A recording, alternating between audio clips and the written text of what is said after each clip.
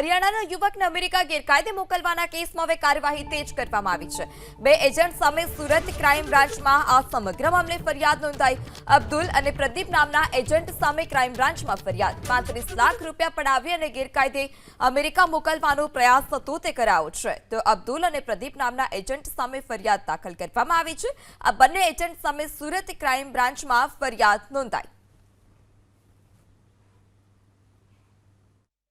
એની સંપર્કમાં એક અબ્દુલ નામનો વ્યક્તિ આવેલો અને એને કીધું કે ભાઈ તમે યુએસએ જો જવું હોય તો મેં ઘણા બધા લોકોને અગાઉ પણ યુએસએ મોકલેલા છે એમ કરીને એનો વિશ્વાસ સંપાદન કર્યો। અને ત્યારબાદ એણે કીધું અને વિશ્વાસ આવતા પંકજ રાવતે અબ્દુલને કીધું કે ભાઈ મારે યુએસએ જવાની ઈચ્છા છે।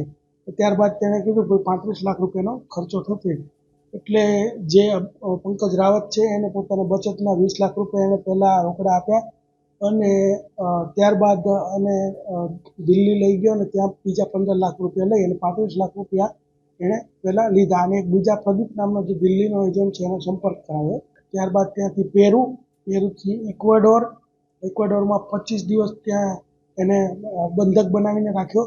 ત્યાંથી પનામા જંગલમાં મોકલ્યો, ત્યાંથી પનામા સિટીમાં મોકલ્યો અને કોસ્ટારિકા થઈ અને ગોટેમાલા થઈ મેક્સિકો સિટી થઈ અને આજે એનો અબ્દુલનો જે ડોંકર હતો એને 15 દિવસ એના ઘરે રાખ્યો અને તારીખ 1/2/2025 યુએસએની અંદર પ્રવેશ કરાવ્યો અને ત્યાં યુએસએમાં એ પકડાઈ ગયો અને ત્યારબાદ 16/2/2025ના રોજ યુએસએનો જે મિલિટરી જહાજ છે એનાથી એને ભારત મોકલવામાં આવ્યો।